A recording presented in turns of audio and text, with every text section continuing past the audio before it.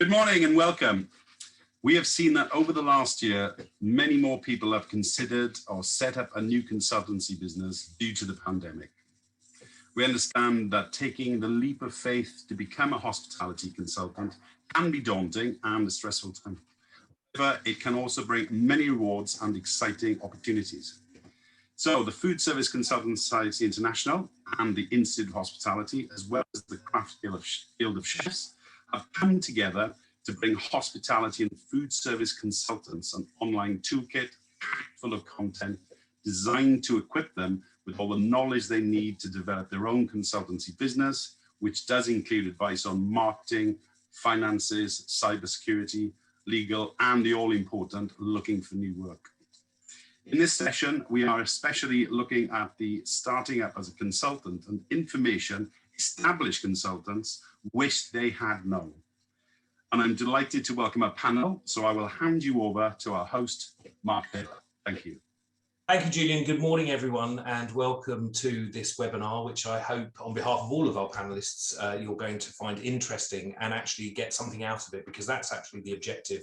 And I think everyone, including myself on this panel, whether you've been a new consultant or you've been doing it for many years, there's some really important tips and tricks that you'll hear in the next sort of 40-45 minutes.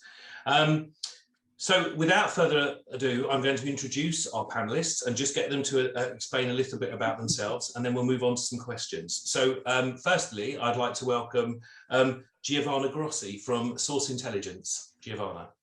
Morning, thank you, Mark. Morning, everybody, and it's a real pleasure to be here and share some of my experience with you. So I'm a consultant and a trainer. I actually have three separate businesses.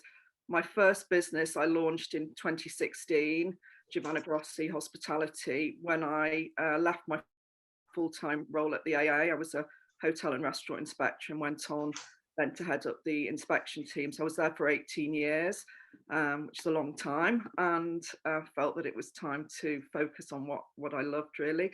I launched another business about a year before the pandemic hit, Source Intelligence, which is my key business, which focuses on mystery guest and training for the hospitality industry. And I'm a co-director with my really good friend, Amanda Rafia, who is ex-editor of Catering Magazine. And then I launched a third business during lockdown. So I'm actually now also a consultant and manager for a luxury spa and skincare company, Temple Spa. So I have a small business, Giovanna Grossi at Temple Spa. So I'm quite the queen of launching new consultancy businesses and hopefully learning from them. Thank you. Thank you, Giovanna. Couldn't I now ask Louise Wagstaff to introduce yourself?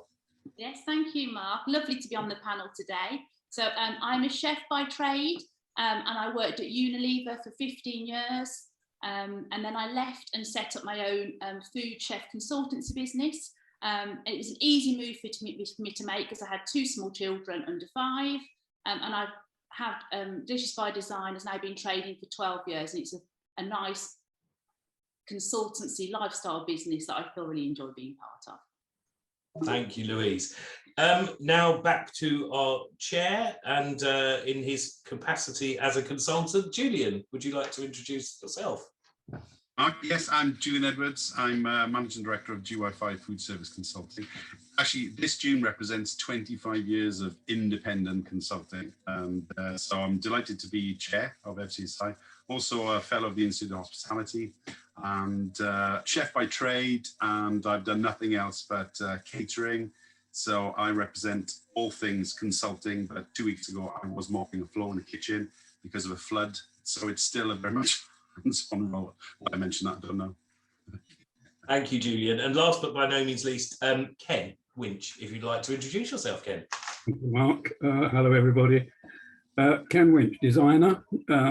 I started in this business in 1969 as a consultant, so that's 50 years, or 52, I think, this year, as a full-time consultant. Before that, I spent 10 years in selling food service equipment, and before that, I had an engineering experience, an apprenticeship And my work has been, I've been privileged and working for high-end restaurants, high-end palaces like the restoration of Windsor Castle, Buckingham Palace, Balmoral Castle, House of Commons, all the major hotel groups actually, and worked actually throughout the world, including, would you believe, a Chinese duck house in Beijing with Alan Yao, as it happened. But still, I count that as one of my great achievements, to go to China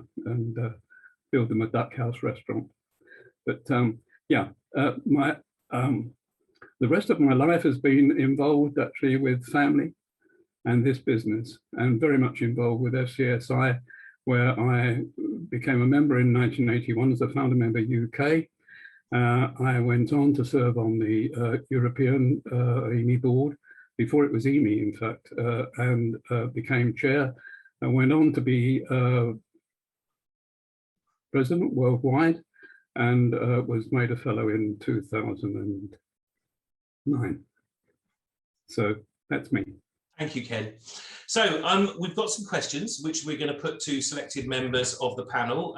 Just a little bit about myself. For those of you that don't know me, my name's Mark Taylor. I've been in hospitality, hospitality and food service for just under 30 years. 18 years spent with Unilever, which is where I got to meet the lovely Louise, and for the last 11 at Premier Foods. And as usual with one of these with these global corporate companies, roles get made redundant and things change. And actually earlier this year, my current role then was made redundant. So I actually thought, do you know what, it's about time. I've always wanted to do this, so this is a perfect opportunity to set up on my own. And I have to say, it's been an absolute vertical learning curve, from having nearly 30 years of corporate life to not. I won't go into all the things I've learned, but I have noted them down, and if we have time, I'll probably share some of them. But there's some really interesting ones. I think we'll leave that till later on. So I think I'm going to now start to ask some of our, well, in fact, the first question will go to all of our panelists. So the first question is, what attracted you to becoming a consultant? So if we could start, ladies first, with Louise, what attracted you to becoming a consultant? Thank you, Mark. Like I said, I've worked at Unilever and I was a chef in the trade before that. I wanted to do something for myself. And I knew I had the opportunity with the children small that I could start and then decide if it was something that worked for me. It really, being a consultant was about giving me the flexibility to still be able to work, but manage a family as well. So for me, that was the key thing. Becoming a consultant was to manage my time, my workload, and still be able to get involved in some exciting projects, but not full time. Perfect. Thank you, Louise. Giovanna.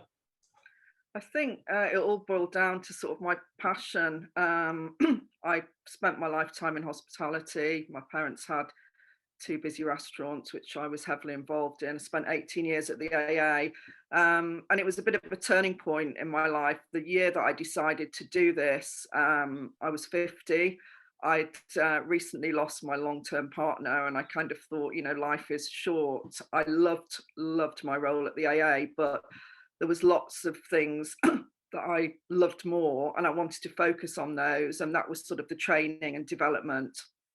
And it's very hard when you've got a big job, managing a big team, and you're responsible for lots of different elements of the business, to be able to do that. I didn't really have enough time to focus on the training. So I took a very difficult decision, but I've never looked back. I obviously, miss my team there, and I'm in regular contact with them, and 1 or 2 of them now work with me in my Temple Spa consultancy. But it was very much, I wanted to focus on what I loved, helping people, training and developing them. So it was my passion for that, really. Thank you. Ken, if I could move to you, what attracted you to setting up on your own? Well, it was really quite accidental. I'd had a tragic moment in my life and went back to being single. And went off to work and for, strangely, Smithhurst within Unilever, where I met my now wife, actually, some 49 years ago. But I was doing sales actually for 10 years. One of my clients was George Wall, who was the food service manager of Ford Motor Company. And a chance meeting actually in 1968, I was now single, moved work. And I asked him what he was doing to give me my regards to the boys in Fords, and he said, I'm not there anymore, I've formed a consultancy. So I said, fine. So if you've got any design work to do, give me a call. Between times, I had a sort of, I could call it a part-time job by comparison in Smethurst. I had a partnership also in a menswear shop, so I was dressing very well, very cheaply. But I also made more money playing drums in dance and jazz bands actually than I ever made actually doing design and work at that stage. But anyway, he said to me, form your company if you want to. I will not employ you, I will not sponsor you, but I will give you all the design work that I might generate. A few weeks later, I left the company that I was then with, and would you believe he called me and gave me Sainsbury's headquarters building to design. That was my start. So, but all by accident and by chance meetings and a really long-term relationship with him in Ford Motor Company, selling him. I sold him £500,000 of equipment in those days in the mid-60s over probably a 3-year period. That's quite a lot of money then in those days. Everything was a lot of money in those days, actually, but cheap by comparison today. Julian, over to you. What prompted you to start this? Yeah, it's really interesting. Chefing, contract catering, and then I spent a few years business developing in the school sector, and did that for a few years, and that was it gave me a taste of out of kitchen experience, wearing a suit, wearing a car, and essentially I was I came across a team of people who worked in education, and they were sort of consultant advisors on budgets, finance, all the boring stuff, payroll, insurance, and it just came through a conversation that the conversation led to a few of it had a catering department because schools particularly need some consultants. And back in the day, there wasn't heaps of consultants out there. There wasn't very much in the way of regulatory standards built into catering tenders, all based on cost. So this all came around as a discussion, and then it was literally 25 years ago this month. It was, I'm going to set myself up and set standards in catering from allergens. I know it's my boring pet subject. All those years ago, through to food quality. I wanted to enhance the amount of organic food, local supply. This is kind of before Food for Life even came about, and it took about 6 months to get my first school tender in West Bromwich, and so I never looked back. So it was kind of a chance thing. I'm enjoying a good, as I said, Mark, a corporate type career with salary, etc.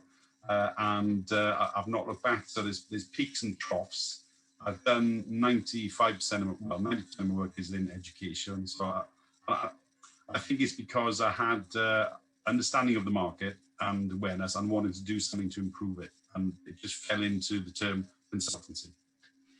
Thank you. It's great. So we're answering a lot of questions as we go. So I'm scanning my list now. I'm going to move to another question. I'm going to ask Louise and Giovanna this question.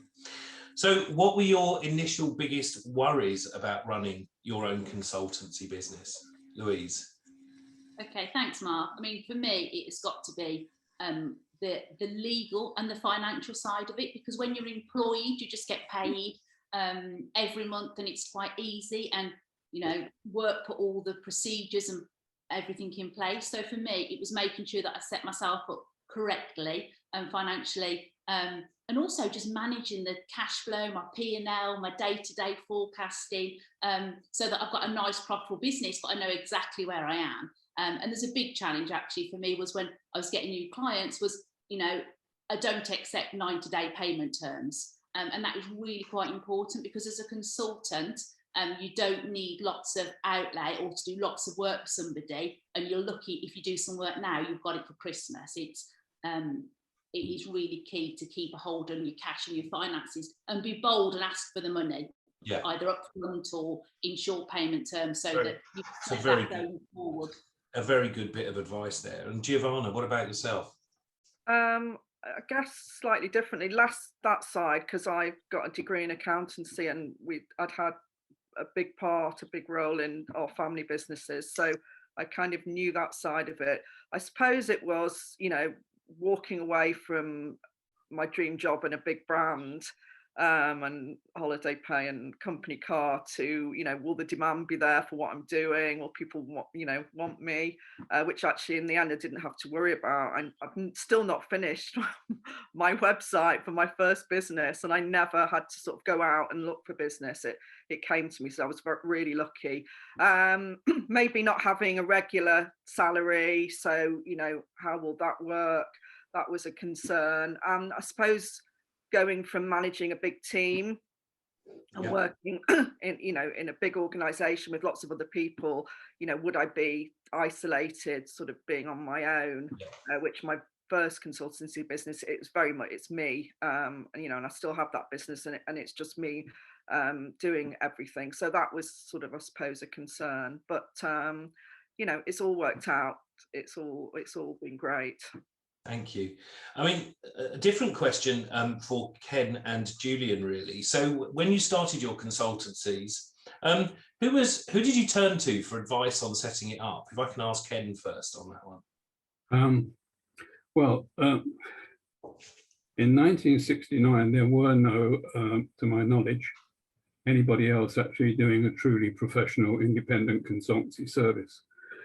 George had very strong principles about that, and to the point actually where we were not allowed. I ran a company called Food Service Designs alongside George Wall and Company until about 2 years later, when I was taken into the partnership as proper. But in all of that time, we would not even accept a beer from a representative, either from a manufacturer or a dealer. We were truly, totally independent of them all. We owed nothing to anybody. So there was nobody to ask. So we rather felt that we made the rules. We decided actually exactly what independent consultancy should be, how it would survive.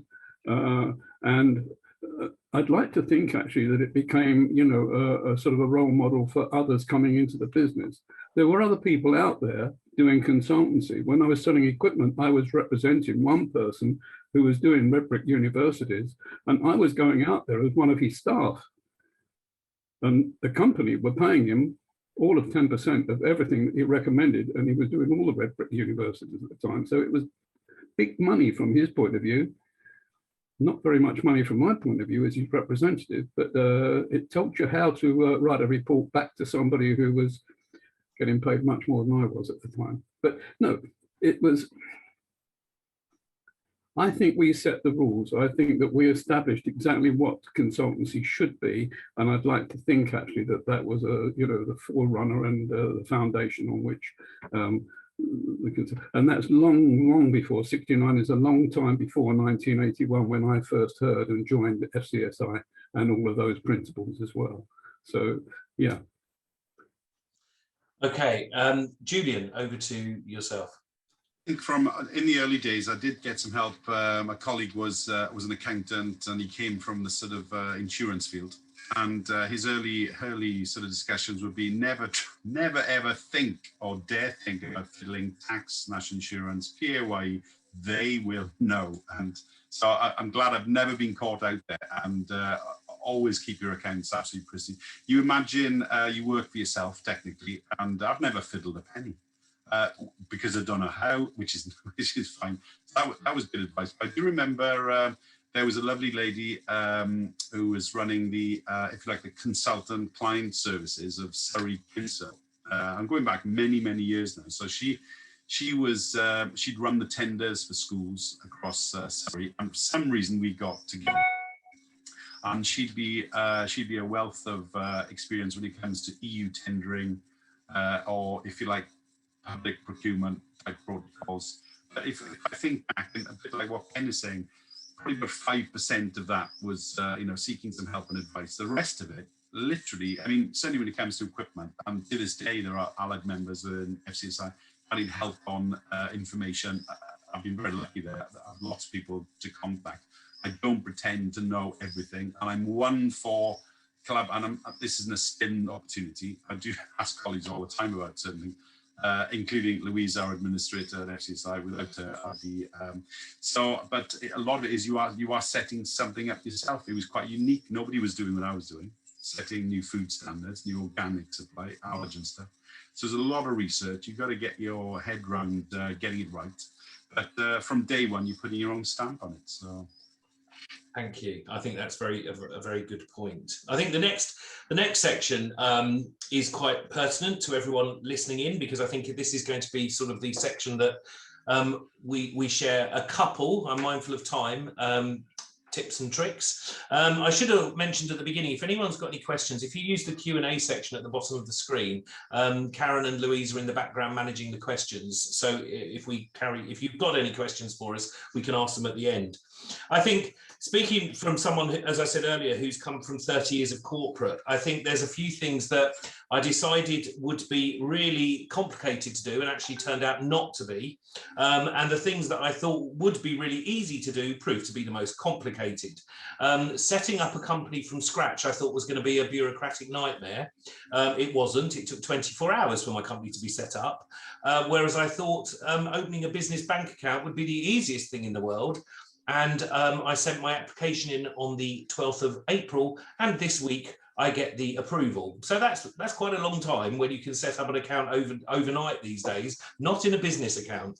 And I'm not going to say the name of the bank, but let's just say I'm glad my home finances were with them, because it would take forever. And just some other really interesting things, and I don't know whether anyone on the panels had the same example. IT. I'm so used to phoning 2222 when things go wrong. Of course, you don't do that when you're on your own. If it wasn't for a really nice chap in Los Angeles who works for Apple called Aaron, who's on my Christmas card list, I don't think I'd be speaking to you today. And you just need to think about things like IT and how you're going to deal with it when it goes wrong, because you can't just pick up the phone and say it doesn't work, because there isn't anyone to talk to on the other end. So, I mean, leading into that question, I'm going to ask the panel, and I am conscious we could keep it quite short because we've got a lot of questions to get through. What do you wish you would have known prior to starting up your own business? I'm going to go to Giovanna first on this one. Okay, there's lots of things, but I'm going to keep it to one. And I think this is, for me, the most important thing for anyone that's listening. You have got to get your head around the difference between invoicing and being on a salary. So you walk away from a company like I did. I was paid, monthly a salary which covered my, let's say, 20 plus days a month that I would work. Now, when you become a consultant, certainly the way that I run my business, I probably invoice 2 days a week. So the other 3 days are spent traveling backwards and forwards to places, going to meetings, doing all the voluntary things I do, planning, admin, building my training courses. So if I'm lucky, I'm invoicing for 2 days a week. So when people turn around and ask you your daily rate, you need to think long and hard at the very beginning of your business, how you're going to work that out. And if I can just give you this analogy, if you invoice 2 days a week, that's approximately 60, 65 days a year invoicing. If you wanted to earn an annual salary of, just pick a figure out of hat, say 65,000, if you divide that by those days, you will realize that you cannot charge less than £750 a day.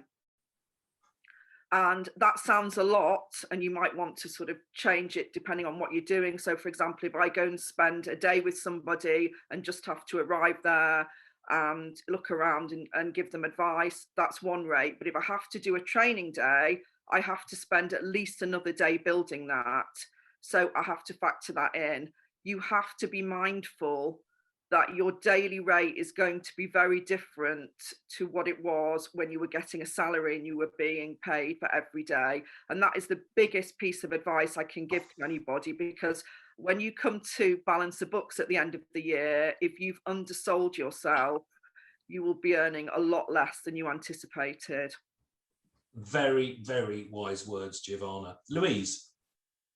Yeah, no, thank you for that. So for me, I think it would be, when you pick up a project, is they've asked you to join that project because of your expertise. So don't go thinking the client knows all the answers.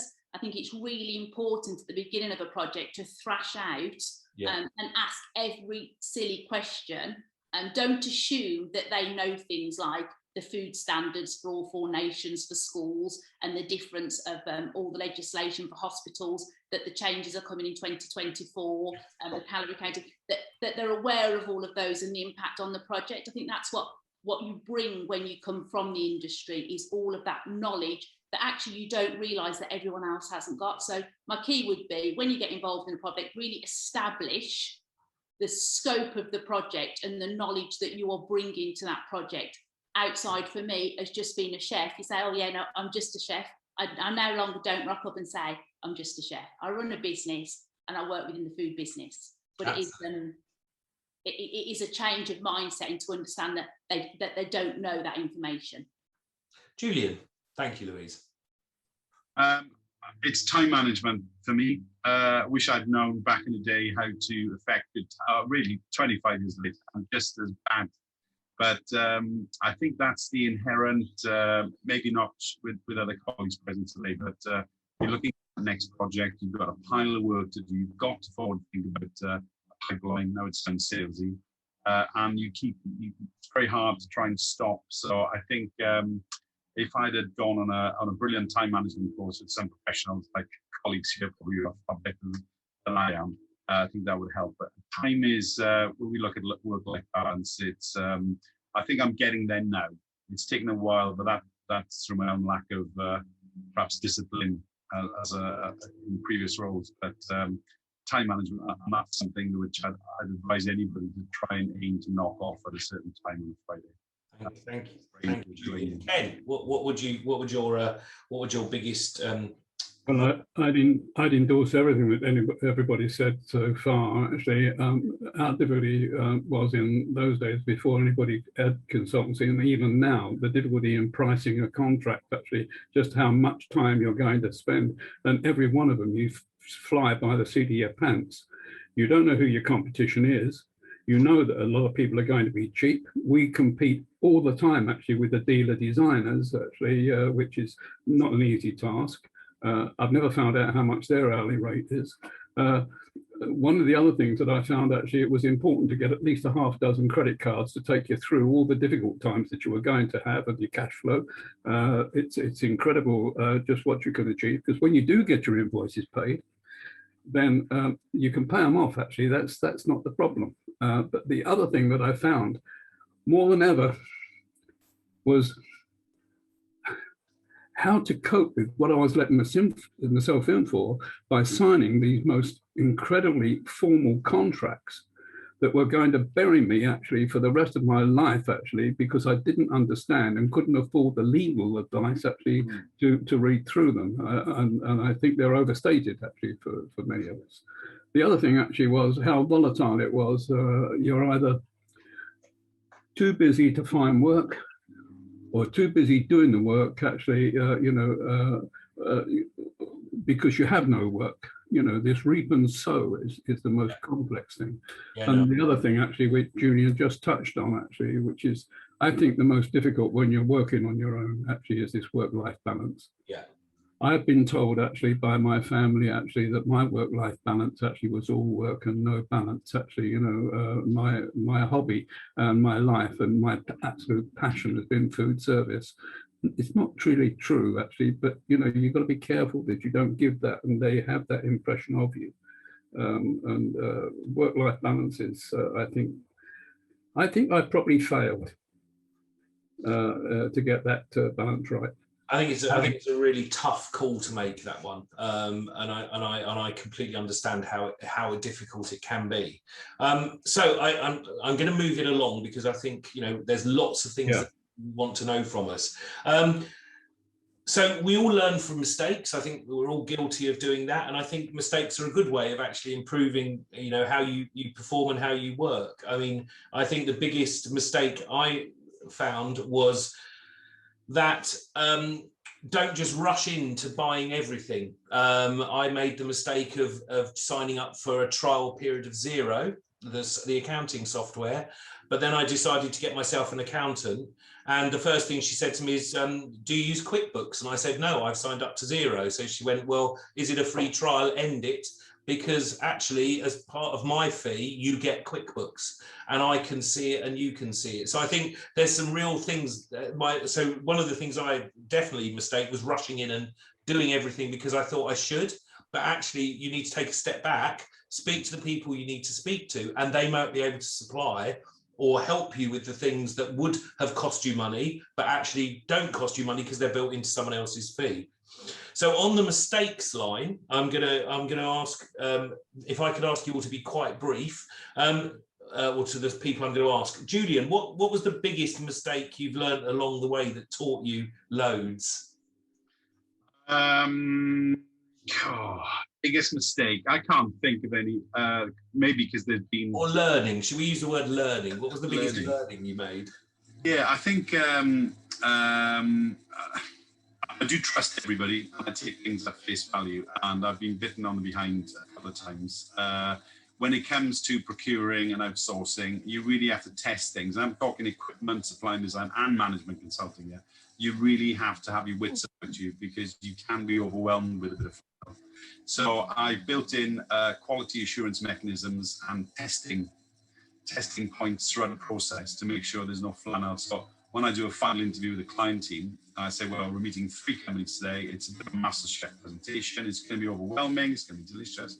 But I will clock the faff that comes out. And at the end of it, we'll sum it up. And I'll say, well, that company was just complete conies just to win you over. So I've learned the hard way. I should be okay now. Any future clients out there? I've ironed out my wrinkles now, most of them. Ivana, what would you say one of your biggest learnings / mistakes? Yeah, I think to pick up on points that others have talked about is planning your time. Make sure you plan time to invoice, and invoice quickly, because I think other panelists have picked up on the fact that, you know, we can be waiting to be paid. I didn't invoice quickly enough for the first probably 2 years. And I would then be sort of waiting a long time to get paid. So plan your time well, balance your time. It's important. You know, I'm an ambassador for Hospitality Action. I'm obviously on the committee with you, Mark, for Thames Valley branch of Institute of Hospitality. I do lots of judging, you know, for various organisations and publications. So plan well, get a diary, put everything in there, because I was ending up run ragged in the early days of my business because I just overcommitted. So it's all around time management and planning, but get those invoices. That should be your first job. Get those done. Okay, thank you for that. So moving on, I'm going to ask Louise and Ken this question. Any small business knows that it's feast or famine when it comes to work. How do you get over the quiet times, but also managing that work-life balance? Now, we know Ken said earlier that it was all work, no life. And so just very quickly, if you can, in one sort of couple of sentences, Louise, how do you manage your work-life balance during the busy times? Well, I'm very fortunate, because when I first set out, it was feast and famine, and I worked out quickly that it's not a great way to work. So I have probably 5 key clients, and we're lucky enough to work together, and we plan for the year. So we plan annually. I know what projects they've got on, and I plan quarterly, so I can actually manage my time throughout the year. I mean, I do ad hoc stuff, and I get a request on a Friday. We need 4 barbecue recipes for France for Monday. But generally, the work's there, so I can see the next quarter ahead of me, as opposed to looking at an empty diary. So that's how we manage it now. Okay, thank you, Louise. Ken? Well, in the latter years, I've always had a company around me, and so I've had people who actually support. But when the times that I've been on my own, it's very straightforward. You go to leave the office and you look at the door, actually, and there is the drawing that you've been trying to find a solution for, and the solution is actually there on the back of the door. So what do? Leave it till the morning? No, you have to go back, actually, don't you? Actually, it's 10 o'clock at night, but you've got to go back and do the job. And that's what I used to do in our formative years. That was probably the first 10 years or so of consultancy, and probably for the next 5 or 10 years, actually, you know, the balance actually got better. At one stage, we were at 32 people actually in the practice, and I was more a manager than a designer at that stage, and I think that's something you have to be very careful about. If you're not very careful, you're just sitting there feeding an animal actually that just doesn't really need to be fed, you know. So temper, actually. Don't take on more work than you really need to do, and then try and cope with the time actually, and always then concentrate, give time back to your family and your friends. Thank you, Ken. Now, it's very interesting. So some of the questions that have been coming in from our audience relate to some of the questions I was going to ask. So I'm going to move straight to one of those questions. Thinking about getting new work, where does most of your new work come from? Networking, your website, social media? If we can really keep that short, I mean, from my point of view, it's absolutely, and this would be a tip, you've worked very hard, and I'm sure you'll all agree, you've worked very hard over years to build up a network. You need to, when you go on your own, you need to start using that network rather than just bumping into your network at various events and things. So from my side was definitely networking and my website. I'll be perfectly honest about that. So if we can just go round, I'm looking at my screen. So Louise, where does most of your new work come from? All of my work comes through referrals. Okay, which is great, absolutely great. Do you have a way of recording those referrals?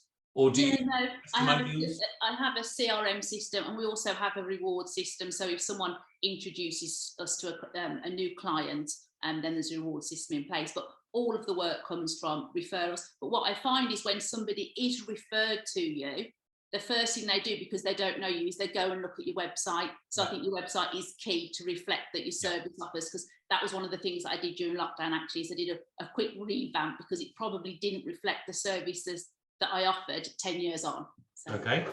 Julian?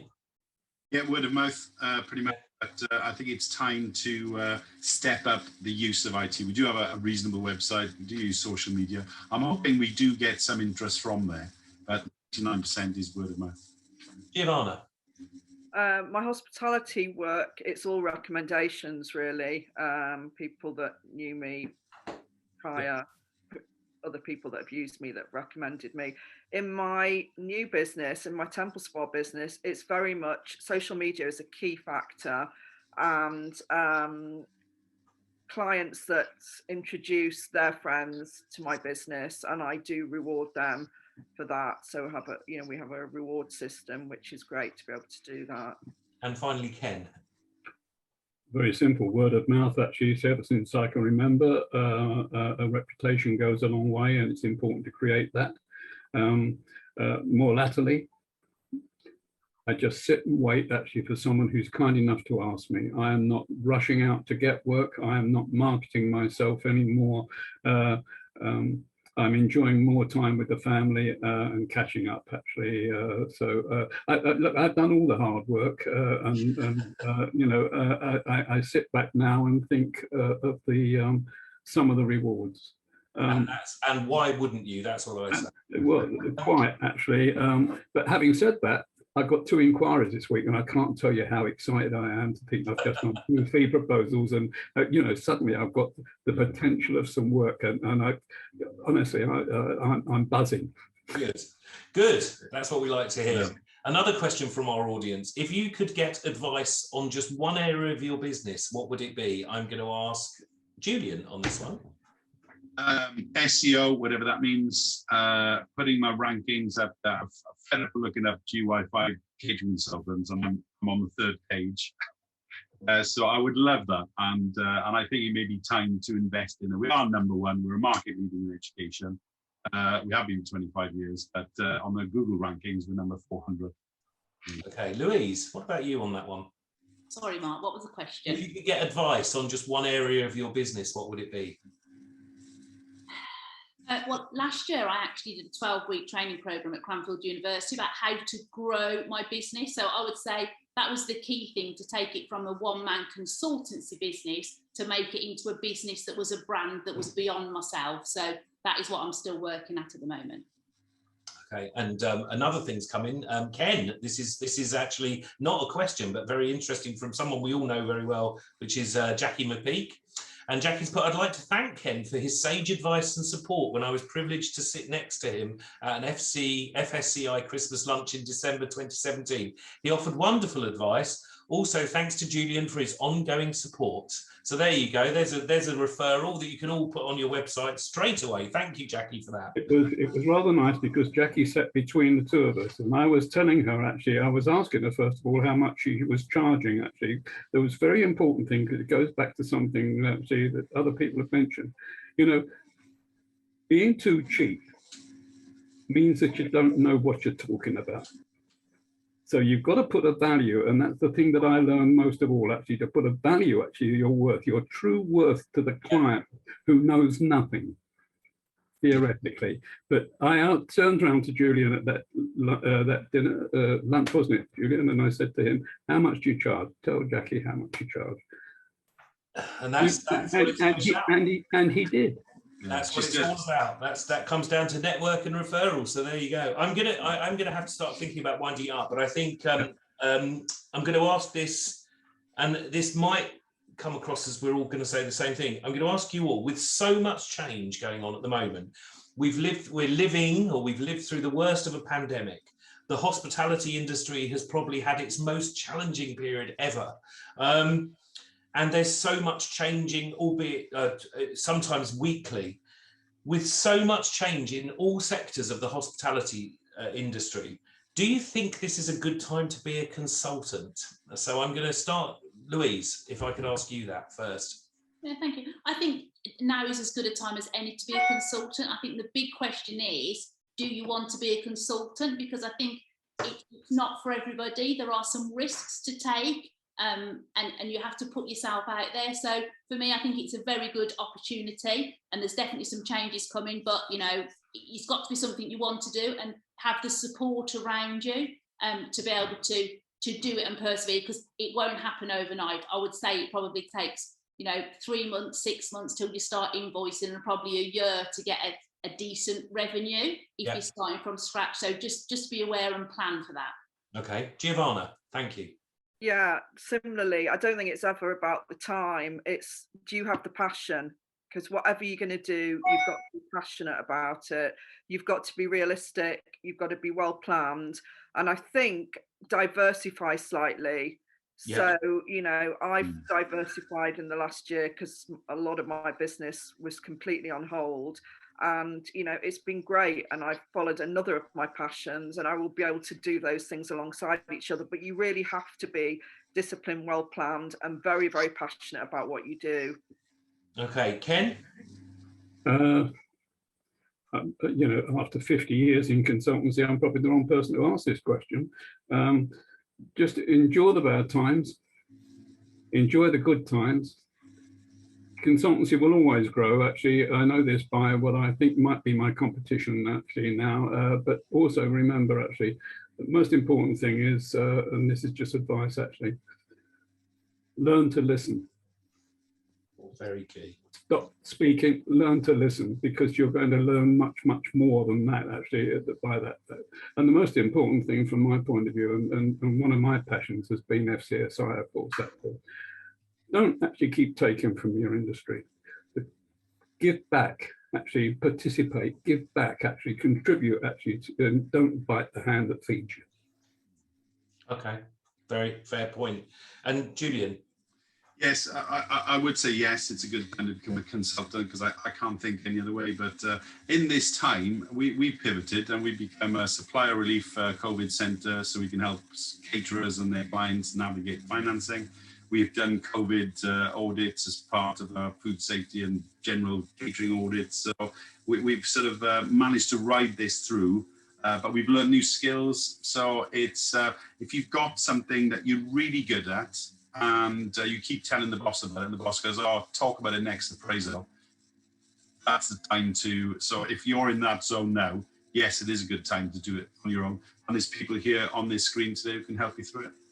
Absolutely. And I think from my point of view, where the inquiries I'm getting is definitely from people who you probably would think have their own large teams of people, but actually it may be that in certain sectors of the hospitality industry, they're looking for help and advice and guidance, whereas maybe before they concentrated on other areas. But obviously everyone's having to diversify at the moment because the way that hospitality is shifting means that people are looking for different routes and they may not have the experience in-house, which is where I'm getting a lot of my inquiries from, which is great. Okay, so we are sort of coming to the end. I'm just going to check. Louise, are there any additional questions which are relevant? No, I don't think so. You've picked up on all the ones that that come in from the audience, and I haven't got any more, more here. Well, there was just one more we were thinking of. If anybody's got any advice on where they get example paperwork from, sort of like contract templates, that sort of thing, partnership contracts. That's the. Well, speaking from myself, I mean, I registered, I, as I said at the beginning, one of the things I was dreading, but actually turned out to be the most simple, was registering the company. And I went with a company called companiesmadesimple.com, who registered my company registration number overnight. And by signing up the one-off fee, which was nothing, virtually, I now have access to a whole suite of templates and documents and stuff like that to use. So I think they are out there. I don't know, what about everyone else, very briefly, Louise? So me, I have mine through my Cranfield connection. So there's quite a few templates and bits and pieces that I use through the business school or other colleagues that have got their own businesses. You know, I might say, I'm looking for this, and people can send it over and then you can just brand it and check it. So. Okay. Julian, what about yourself? No, I've been a bit remiss, but I've just finished a draft. It's the IRS contract. So if you're operating independently and you're at another employer's venue, so you're not on their payroll as such, but you're a non-payroll worker, and it's become statutory this year. So if anybody'd like to email in to Louise at FCSI.org.uk, I'm sure we can finish up a template. People could. And I'm guessing, you know, with the FCSI, you have help on your website, and people could, if they're a member, they can talk to you, and your information contains a lot of, you know, your website contains a lot of information. Yes, there's we do share and support, and I've never had any qualms asking anybody in the FCSI for help and advice, and Louise can coordinate that. So and you can get most of your questions answered by talking to any of us. We're always happy to help, and anybody thinking of consulting is welcome to join FCSI. That works out nicely. And it's one of those things that it's good to talk, and none of us should. Another attribute of being a consultant is be open about asking questions. Nothing wrong. Absolutely. Never be afraid to ask for help. Absolutely, yes. Yeah. Now, one question's come in, which I think everyone can see, but I'm going to let you two, Ken and Julian, answer it because it's more of a fashion question around your ties and shirts. So I'll let you answer that one offline, I think. But congratulations to both of you, because you're appearing very smart, it would appear. So I think in the interest of time, I'm conscious of time. I'd like to say on my part of you, thank you very much to Louise and Julian for asking me to host this event. Also to thank you to all the panelists, but I'm now actually going to hand over to Julian to wrap up. Thank you so much, Mark. And yeah, just carrying on from those sentiments, I'd like to thank you, Mark, and all the panelists present today. I wish you every success over the coming months and years, and to the best of your consulting. Big thanks go out to the Institute of Hospitality and the Craft Guild of Chefs, and of course, Louise and Karen and all the team connected to FCSI. Thank you all for listening, and we wish you all the very best. You know where we are, and if you'd like to access any of the resources, if it's easier to email, I always say email Louise, FCSI.org.uk. But if you hit our website, we do have a UK website. So the usual https://fcsi.org.uk, and if you /resources there, some great new stuff that has just come up. So thank you all again.